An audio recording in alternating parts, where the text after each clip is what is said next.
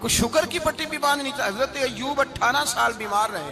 زوجہ کہنے لگی دعا کر لو تو آپ فرمانے لگے بی بی سے کہ صحت کتنی دیر رہی؟ اس نے کہا 60 سال. تو آپ فرمانے لگے ذرا بیماری کو بھی 60 سال گزر لینے دو پھر دعا بھی کر لیں.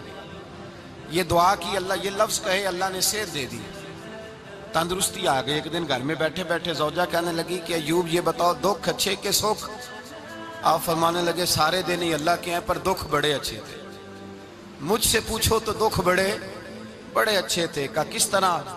تو حضرت ایوب فرمانے لگے جب میں بیمار تھا تو 24 گھنٹے میں ایک دفعہ میرا رب میرا حال پوچھا کرتا تھا. ایک دفعہ میرا اللہ پوچھتا تھا ایوب تیرا حال کیا ہے؟ فرماتے ہیں 12 گھنٹے تو لذت ہی رہتی تھی کہ میرے رب نے میرا حال پوچھ لیا ہے، اور اگلے 12 گھنٹے میں انتظار کرتا تھا مالک حال دوبارہ کب پوچھے گا. فرمانے لگے اب صحت تو ہو گئی ہے پر اب میرا رب میرا حال تو نہیں نہ پوچھتا. بھائی مشکلات جو ہوتی ہیں وہ تو تجھے سجا دیتی ہیں، سوار دیتی ہیں. تجھے یاد آتا ہے کوئی اپنا، جب تجھے درد ہوتی ہے نا، تکلیف ہوتی ہے، پھر تیرا دل کرتا ہے کوئی کندھا ملے جہاں میں سر رکھ کے رہوں. پھر اسی لیے تو کسی درویش سے کسی نے پوچھا تھا اپنا کون ہوتا ہے؟ تو کہا جو تجھے دکھ کے وقت یاد آئے وہ تیرا اپنا ہے. جو تجھے عین آزمائش کے وقت یاد آئے اور تجھے اس کا نمبر فوراً تیرے موبائل پہ چلنے لگے وہ تیرا اپنا سجن ہے جس کو تو دکھ کے وقت یاد کرے. تو بھائی مشکلات کے بعد جو اللہ آسانی دیتا ہے.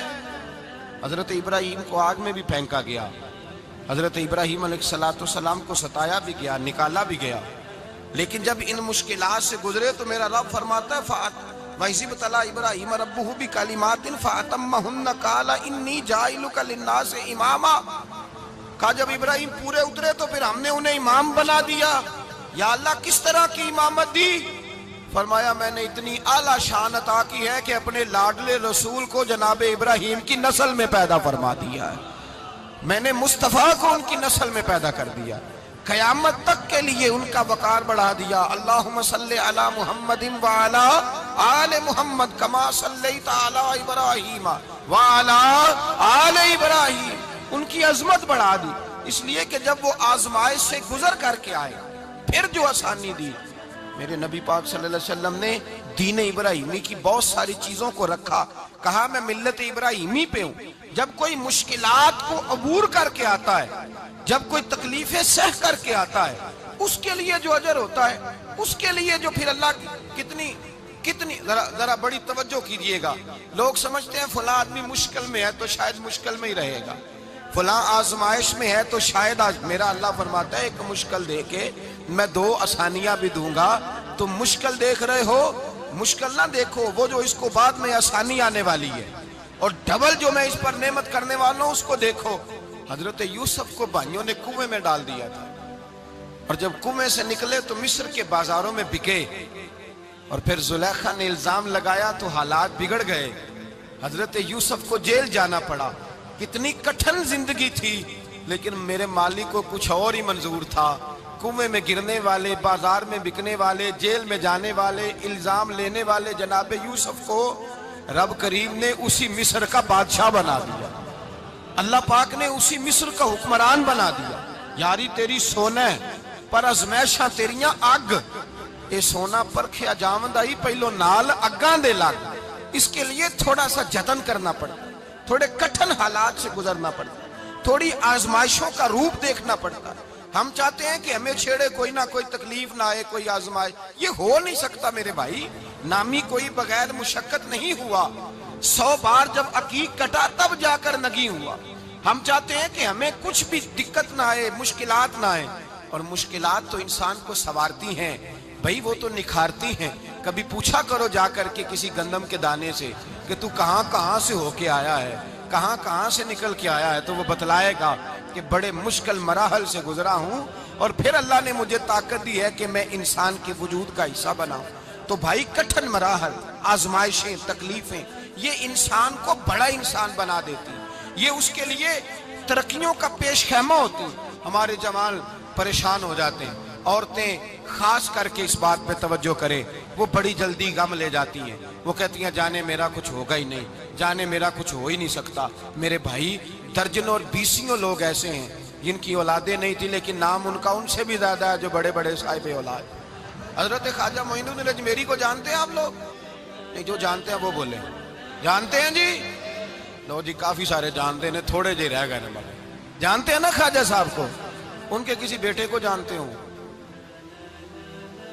نہیں جانتے، نہیں جانتے، نہیں جانتے آپ ان کے بیٹے کو۔ حضرت خواجہ معین الدین اجمیری رحمت اللہ تعالیٰ علیہ کے بیٹے کو نہیں جانتے، لیکن ویسے آپ ہندوستان میں کسی آدمی کو چھیڑ کے دیکھیں، وہ کہے گا میں خواجہ صاحب کا روحانی بیٹا ہوں، میں اولاد۔ حضرت غوث اعظم رضی اللہ تعالیٰ عنہ کی اولاد کو کم لوگ جانتے ہیں، لیکن آپ ویسے کسی کو پوچھ کے دیکھیں 11ویں والا پیر کون ہوتا ہے، ہر آدمی ہاتھ اٹھا کے بتائے گا خدا کے فضل سے ہم پر ہے سایہ غوث اعظم کا، ہمیں دونوں جہاں میں ہے سہارا غوث اعظم۔ لوگ جھوم کے بتلائیں۔ میرے بھائی، یہاں لوگ پریشان ہو جاتے ہیں کہ اولاد ہوگی تو یہ ہوگا، فلاں ہوگا تو یہ ہوگا۔ بھائی ایسی کوئی بات نہیں۔ میرے پاس پیسے ہوتے تو میرا ابا بیماری سے فوت نہ ہوتا۔ جو مالدار ہوتے ہیں تو کیا وہ بچ جاتے ہیں؟ حضرت اسرائیل انہیں چھوڑ جاتے ہیں؟ او خدا کے بندے، تو کیسی بات کر رہا ہے؟ یاد رکھ، یہ جو آزمائشیں ہوتی ہیں، یہ جو تکلیفیں ہوتی ہیں، یہ جو تھوڑے سے مشکل حالات ہوتے ہیں۔ حضرت یونس علیہ السلام کی دوستی ہوگی حضرت جبریل امین سے، جناب جبریل ملنے آئے۔ حضرت یونس علیہ السلام فرمانے لگے جبریل میرا دل کرتا ہے مجھے اس بندے کی ملاقات کرا جو اللہ کا سب سے زیادہ عبادت گزار بندہ ہے۔ حضرت جبریل امین لے گئے دور دور فلسطین کے علاقے میں، اور لے جا کر ایک بندے سے ملاقات کرائی جس کی دونوں آنکھیں بھی کوئی نہیں تھی، دونوں بازو بھی کوئی نہیں تھی، دونوں پیر بھی کوئی نہیں تھی، اور اس بندے کی زبان پر لفظ بڑا کیا جاری تھے، یا اللہ تیرا شکر ہے، یا اللہ تیرا، بول کے کہیے، یا اللہ تیرا، اے اللہ تیرا شکر ہے۔ شکر شکر کر رہا تھا۔ حضرت جناب سیدنا یونس علیہ السلام کہنے لگے میں نے تجھے عبادت گزار کو ملانے کو کہا تھا، تو کہاں لے آیا؟ حضرت جبریل کہنے لگے یا یونس، یہ ہر چیز جانے کے باوجود اپنے رب کی رضا پہ راضی ہے۔ اس وقت دنیا میں نبیوں کے بعد جس سے اللہ سب سے زیادہ پیار کر رہا ہے وہ یہی بندہ ہے۔ یہ اپنے رب کی رضا پہ راضی ہے۔ اے تن میرا کنگی ہووے تے میں زلف سجن دی واواں، تے پوش میرے دی جتی بن جائے تے میں یار دی قدمی آواں۔ مارو مارو مینو مار مکاؤ، کوئی عذر نہ پیش لے آواں، تے جے سونا ہی میرے دکھ وچ راضی، جے سونا ہی میرے دکھ وچ راضی، جے سونا ہی میرے دکھ وچ راضی، تے میں سکھ نو چلے ڈاواں۔ مالک کی جب اس حال میں راضی ہے تو بس ٹھیک ہو گیا، ٹھیک ہو گیا۔ وصل اچھا ہے نہ فراق اچھا ہے، بس جس حال میں محبوب رکھے وہی حال اچھا ہے۔ بس جس حال میں انہوں نے رکھا بات ٹھیک ہو گئی۔ اس میں اب انسان شکوہ کرتے پھرے کہ یہ کس طرح ہے، وہ کس طرح، اپنے آپ کو مطمئن رکھا ہے۔ مشکل کے بعد جو آسانی حضرت لقمان حکیم، ان کے نام پر قرآن مجید کی پوری سورت ہے۔ حضرت لقمان حکیم علیہ رحمہ آپ اپنے بیٹے کو نصیحت کر رہے تھے، کہنے لگے بیٹا کو مشکل آئے تو گھبرانا نہیں، کوئی مشکل آئے تو کرے بیٹوں کو سمجھ آ جائے کہ مشکل آئے تو، سمجھ آ رہی ہے بات کی، مشکل آئے تو۔ اور کیا خوبصورت جملے، بیٹے کو بٹھا کے کہتے ہیں بیٹا چھوٹی مشکل آئے گی تو اللہ بڑی مشکلات آسان کر دے گا، سمجھو چھوٹی مشکلات آئیں تو اللہ نے بڑی مشکلیں اس نے آسان کر دی۔ اور آپ کو بتاؤں اصل انسان ہوتا ہی وہ ہے جو مشکلوں میں جینے کا ڈھب سیکھ جاتا ہے، وہ بن جاتا ہے جو کرب کے حالات میں جینے کا سلیقہ سیکھ جائے۔ اپنے بچوں کو یہ سمجھانا، حضرت لقمان بیٹے مشکل آئے تو گھبرانا نہیں، بڑی کو ٹال دیتی ہے، وہ نیکی کا اور آسانی کا پیش خیمہ ہوتی ہے۔ اللہ اس کے بعد آسانی سمجھا رہے ہیں۔ کچھ دنوں کے بعد کہنے لگے آؤ فلاں اللہ کے نبی کی ملاقات کو چلیں، فلاں نبی علیہ السلام سے ملنے چلتے ہیں۔ اس زمانے میں جو نبی تھے ان سے ملنے چلے گئے۔ بیٹے کو بات یاد تھی، گھوڑے پہ بیٹھے، امام ابن جوزی نے اس کو لکھا ہے، گھوڑے پہ بیٹھے تھے دونوں کے پاس گھوڑے تھے۔ اب رستہ بہت زیادہ تھا، کھانا ساتھ لے لیا، پانی ساتھ لے لیا، رستہ لمبا تھا، صحرا کا علاقہ تھا۔ جب جانے لگے تو اتنی سخت گرمی ہوئی کہ گھوڑے بھی بے ہوش ہونے لگے۔ اچانک ایسی گرم لو چلی کہ گھوڑے بھی۔ اب دونوں باپ بیٹا جو تھے وہ بڑی جوش میں تھے کہ جانا ہی جانا ہے، گھوڑے سے اتر کر کے پیدل چلنے لگے۔ اب پیدل چلتے چلتے ذرا آگے گئے تو اب گرمی میں جتنا بندہ پیدل چلتا ہے اتنا پیاس بھی زیادہ لگتی ہے، تو پانی پیتے رہے، کھانا کھاتے رہے، کھانا پانی بھی ختم ہو گیا۔ تھوڑا آگے چلے نا، اس قدر تکلیف بڑھی کہ حضرت جناب لقمان کے بیٹے کے پیر کے اندر ایک ہڈی پیوست ہو گئی، اتنی بڑی ہڈی تھی وہ اندر ہی چلی گئی، پیر خون کے فوارے گرنے لگے، بیٹا بے ہوش ہو گیا۔ حضرت لقمان اس کے سرانے بیٹھے تو بیٹا تھا نا، آنکھوں میں آنسو آ گئے۔ بیٹے نے آنکھ کھولی تو کہنے لگا ابا جی آپ تو صبر کرنے والے ہیں، آپ رو رہے ہیں۔ فرمایا بیٹے میں کیا کروں، میرے سینے میں جو دل ہے وہ ایک باپ کا دل ہے، تو باپ جو ہوا تیرا، تیری دکھ پر رونا آیا۔ بڑی مشکل سے دانت کے ساتھ ہڈی نکالی، ہڈی نکلی تو خون بھی چلا۔ صاحب زیادہ کہنے لگا حضور آپ نے تو کہا تھا ہر مشکل کے بعد آسانی ہوتی ہے، اور چھوٹی مشکل دے کے اللہ بڑی سے بچا لیتا ہے، تو ہم تو اچھے کام چلے تھے، مشکل پہ مشکل، مشکل پہ مشکل، یہ کیا ہے؟ حضرت لقمان کہنے لگے بیٹا نہ تو رب کی حکمتوں کو جانتا ہے، نہ پوری طرح میں جانتا ہوں، لیکن جو میں نے کہا تھا وہ بات سچی ہے۔ فَإِنَّ مَعَ الْعُسْرِ يُسْرًا إِنَّ مَعَ الْعُسْرِ يُسْرًا، اللہ ہر مشکل کے بعد آسانی عطا فرمائے گا، اور فرمایا میرا ایمان ہے کہ ضرور ضرور عطا فرمائے گا۔ یہ بات کہہ رہے تھے کہ سامنے سے دھواں اٹھا، اتنا سخت دھواں اٹھا کہ آپ نے سوچا شاید وہاں بادیا وہاں جاتے، وہاں چلنے لگے تو پیچھے سے کسی نے آواز دی ٹھہر جاؤ، رکو، وہیں رک گئے۔ تھوڑی دیر گزری تو کہا رک جاؤ، جب رکے تو ایک بولنے والا بولا، کہنے لگا تمہارے لیے تھوڑی دیر کے بعد جانوروں کا بندوبست کر دیا جائے گا، کھانے کا بھی بندوبست ہو جائے گا، بچے کا پیر بھی صحیح ہو جائے گا، چلے جانا، لیکن ذرا ٹھہرو۔ حضرت لقمان کہنے لگے بولنے والے تو کون ہے؟ تو کہنے لگے میں اللہ کا فرشتہ ہوں، میں اللہ کا فرشتہ ہوں۔ کہا اللہ کے فرشتے اور یہ سارا کچھ کیا ہے؟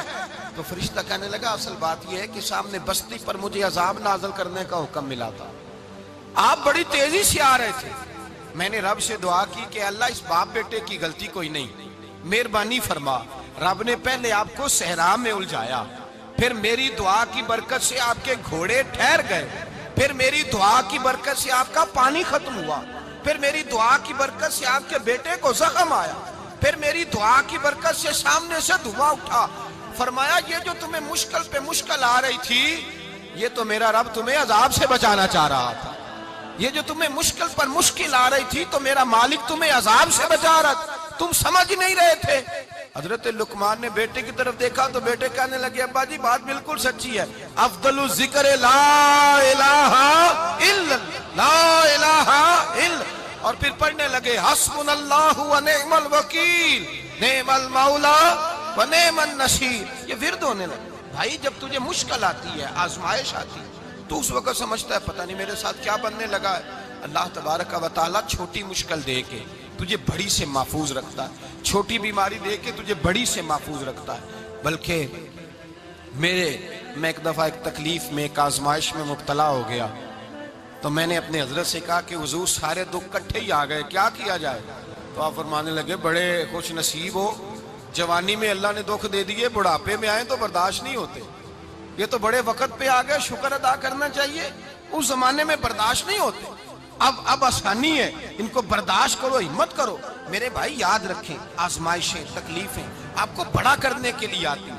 ہم آزمائش کو برا جانتے ہیں، دکھ کو برا جانتے ہیں، دکھ تو بڑے پیارے ہوتے ہیں، یہ رونے کا سلیقہ سکھاتے ہیں، یہ اللہ کو منانے کا طریقہ سکھاتے ہیں، یہ مسجد میں جانے کا۔ وہ جو سکھی بندہ ہے نا، سکھی، مجھے ایک صاحب کہنے لگے دو قسم کے لوگ مدینے سے آتے، مدینہ شریف پوچھنے لگے، کہنے لگے حضرت جی دو قسم کے بندے ہیں، کچھ واپس جاتے ہوئے تڑپ رہے ہیں، کچھ تصویریں کھینچ رہے ہیں رخصتی کے وقت، فرق کیا ہے؟ تو میں نے کہا وہ جو تصویریں کھینچ رہا ہے وہ امیر آدمی ہے، اسے پتا ہے کہ میں پھر ٹکٹ لے لوں گا، مہینے کے بعد پھر آ جاؤں گا، اور یہ مدینہ چھوڑتے ہوئے تڑپ رہا ہے، یہ کوئی غریب ہے، یہ کہہ رہا ہے پتہ نہیں دوبارہ موقع ملے کہ نہ ملے، یہ دکھی ہے، یہ آزمائش میں دکھی۔ سکھی بندہ تو مکے جا کے نہیں روتا، وہاں بھی کھڑا ہے، ڈٹ کے کھڑا، دکھی کوئی نہیں تو روئے کیسے؟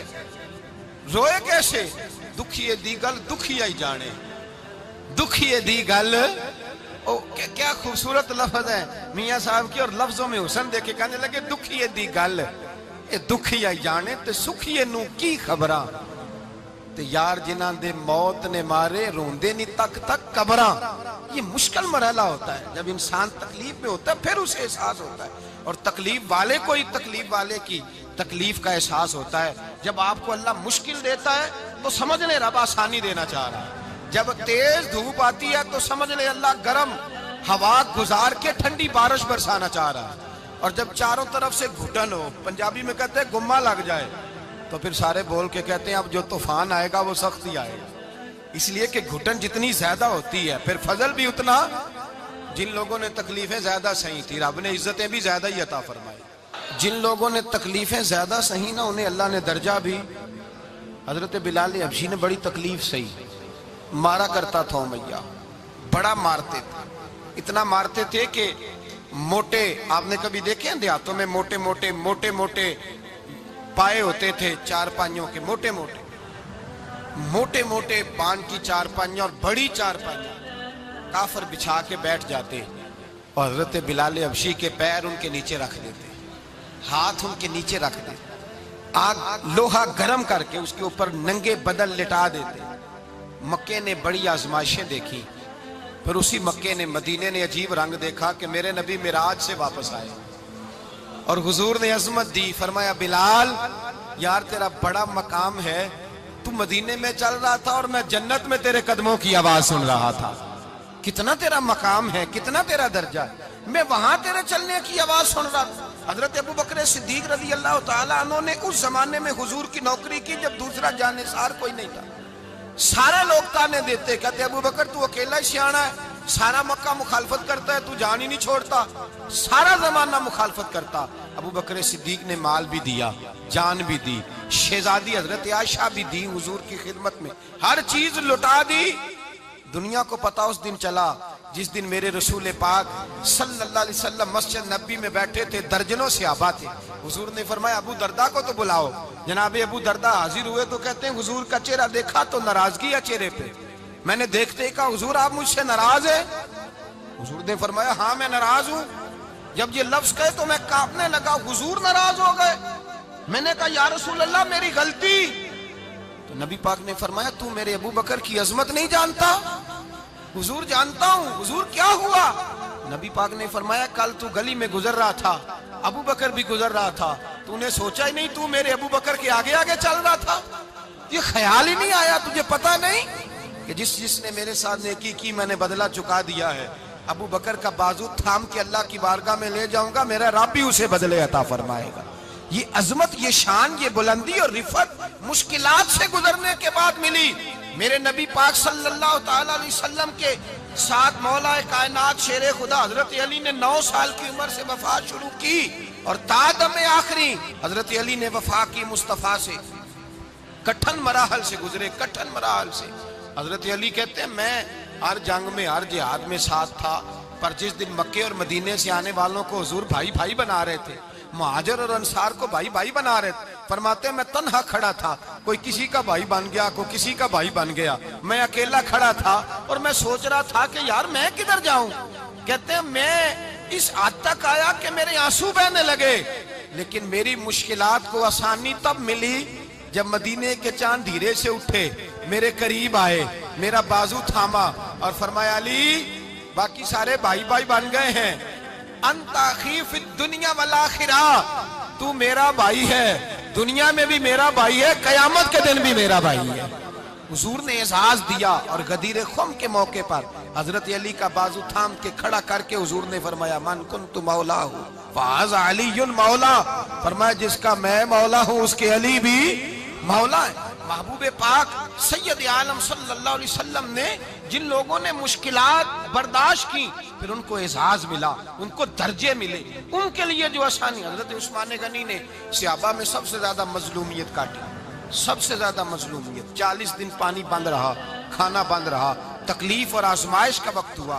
امام جلال الدین سیوطی رحمت اللہ تعالیٰ علیہ الحاوی للفتاوی میں لکھتے ہیں، کہتے ہیں جب حضرت عثمان غنی پر کھانا اور پانی بند تھا، ایک شام حضرت عبداللہ بن سلام ملنے گئے.